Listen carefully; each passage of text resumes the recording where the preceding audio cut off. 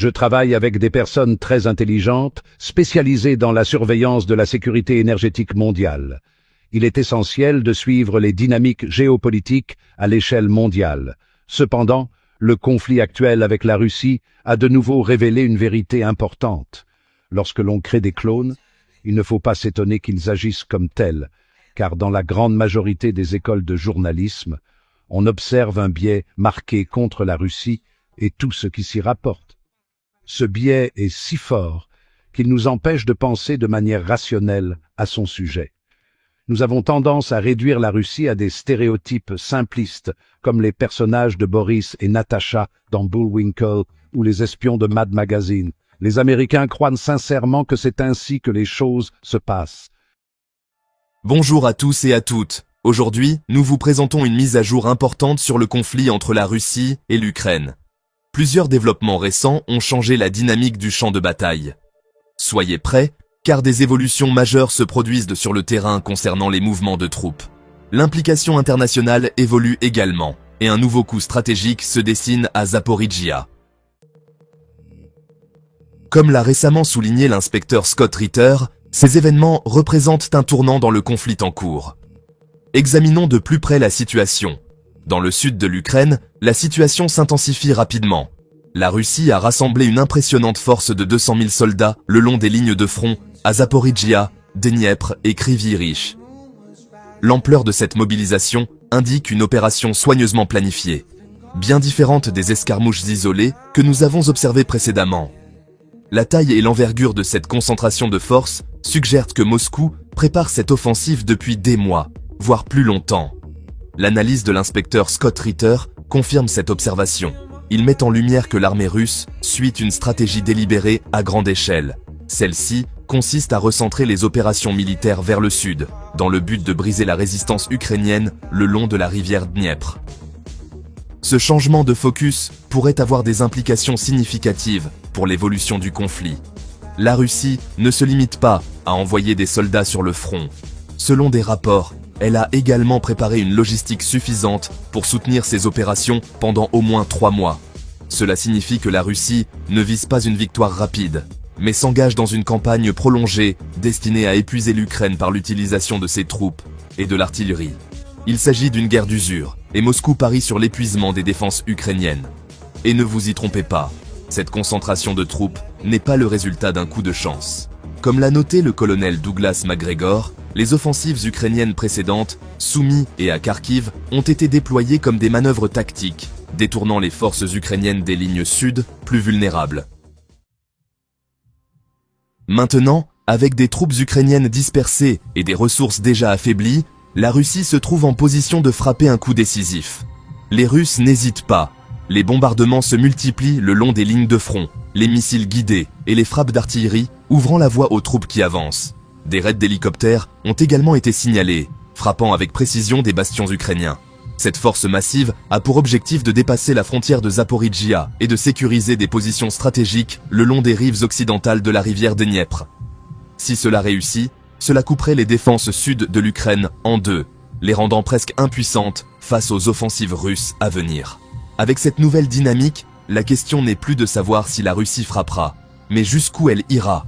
La concentration de forces à Zaporijjia pourrait bien marquer le début de la fin pour les défenses ukrainiennes dans cette région. Un autre développement inattendu a émergé. La Corée du Nord joue un rôle discret, mais de plus en plus critique dans le conflit. D'après l'agence de presse sud-coréenne Yonhap, la Corée du Nord a non seulement expédié des munitions, mais aussi des lignes de production complètes vers la Russie, assurant ainsi un approvisionnement régulier en obus d'artillerie et en munitions. Ce niveau de soutien illustre l'engagement de Pyongyang à renforcer la puissance militaire de la Russie. Par ailleurs, des rapports non confirmés suggèrent que jusqu'à 3000 soldats nord-coréens auraient déjà été déployés à Koursk, probablement en vue d'un déploiement ultérieur en Ukraine. Les États-Unis envisagent la possibilité que ces troupes soient déjà présentes sur le terrain, mais il n'est pas évident de savoir si elles participent activement au combat ou si elles se consacrent simplement à un soutien logistique.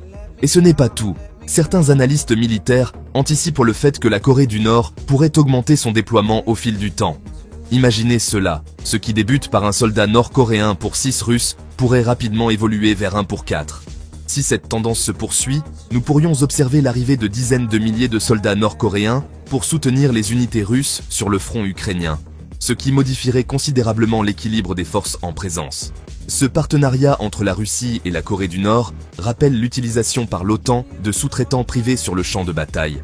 Ces acteurs invisibles accomplissent des tâches essentielles tout en restant à l'écart des projecteurs. L'inspecteur Scott Ritter souligne que de telles alliances, bien que discrètes, peuvent radicalement changer le cours d'une guerre. Alors que l'élan russe s'accroît, la situation de l'Ukraine sur le champ de bataille devient de plus en plus précaire. Un défi critique auquel l'Ukraine fait face est sa dépendance vis-à-vis des mercenaires occidentaux. Ces individus, souvent présentés comme des sous-traitants privés, occupent en réalité des rôles clés dans les combats. Engagés par des gouvernements alliés à l'OTAN et des entreprises militaires privées, ces mercenaires renforcent les défenses ukrainiennes, mais uniquement lorsque les conditions leur sont favorables. Cependant, lorsque la situation se détériore, ces sous-traitants sont généralement les premiers à se retirer. Leur objectif principal est leur propre survie, et non la loyauté envers les commandants ukrainiens. Le colonel Douglas McGregor met en évidence que la priorité donnée aux mercenaires provoque des effondrements inattendus des défenses ukrainiennes, souvent au moment le plus critique. Lorsque ces mercenaires se retirent, les troupes ukrainiennes doivent pallier les manques, se retrouvant ainsi vulnérables aux offensives russes dévastatrices.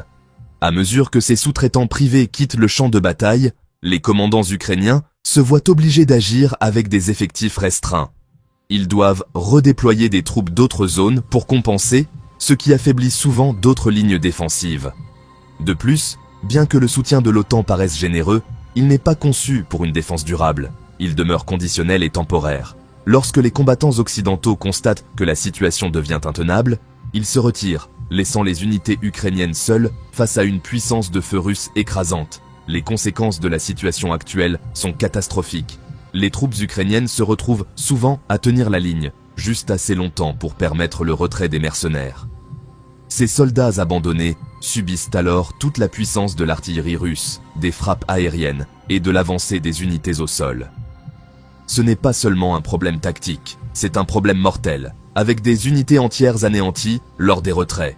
Cette dynamique place l'Ukraine dans une position impossible, incapable de soutenir ses défenses sur le long terme.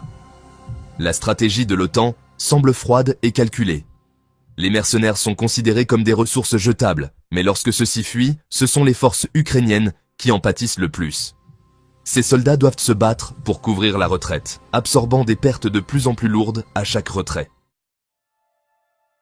Alors que la pression russe s'intensifie dans le sud, il devient évident que ces retraits ne sont plus des événements isolés.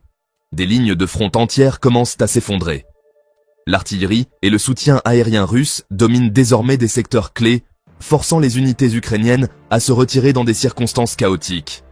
Chaque jour qui passe, les fissures dans la défense ukrainienne s'élargissent et les forces russes poursuivent leur avancée implacable. Comme l'a souligné l'inspecteur Scott Ritter, l'élan sur le champ de bataille se déplace de manière décisive vers la Russie. Si l'Ukraine ne parvient pas à se regrouper et à stabiliser ses défenses rapidement, elle risque de perdre le contrôle de régions critiques dans le sud, ouvrant ainsi la voie à une victoire décisive russe. Nous nous trouvons maintenant à un moment critique de cette guerre, les 24 heures qui pourraient façonner l'issue du conflit dans les mois à venir. Des rapports émergent indiquant que Serebrianka, un bastion clé ukrainien et une pièce vitale de son réseau de défense sud, est tombé aux mains des Russes.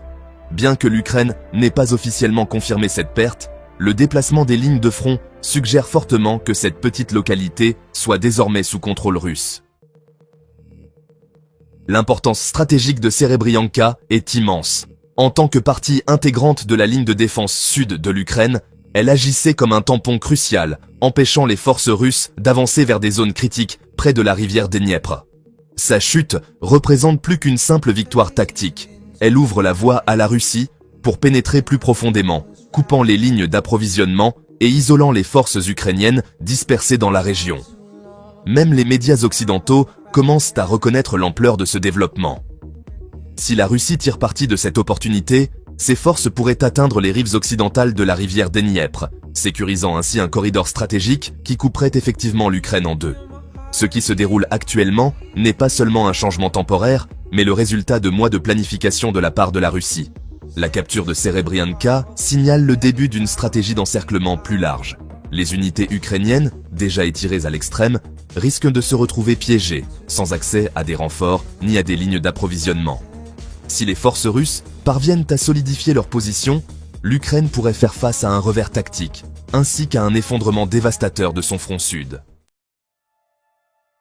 Comme l'a souligné l'inspecteur Scott Ritter, ce moment représente un tournant critique dans le conflit. Les commandants ukrainiens s'efforcent de stabiliser leurs forces et d'éviter d'autres pertes, mais les défis continuent de s'accumuler. Le moral s'affaiblit et le ravitaillement diminue, ce qui met à l'épreuve la capacité de l'Ukraine à maintenir ses positions face à une pression immense. La question n'est plus seulement de savoir si l'Ukraine peut survivre à cette offensive, mais plutôt combien de temps elle pourra tenir. Alors que les forces russes avancent plus profondément sur le territoire ukrainien et que les défenses plient sous cette pression, les 48 prochaines heures pourraient déterminer le sort du front sud et potentiellement influencer l'ensemble du cours de la guerre. Nous en sommes donc là. La Russie exerce une pression intense sur Zaporijia, tandis que l'Ukraine se prépare à ce qui pourrait être un moment décisif. Avec des renforts arrivant de l'Est et des mercenaires en retraite, il devient de plus en plus évident que la Russie est déterminée à faire de cet hiver un tournant majeur. L'analyse de Scott Ritter souligne que la patience stratégique de la Russie commence à porter ses fruits. Les jours à venir décideront si l'Ukraine peut résister à la tempête ou si elle est vouée à céder sous la pression. Le jeu est loin d'être terminé. Restez à l'écoute, car nous continuerons à couvrir cette bataille en cours, les tensions ne faisant que croître.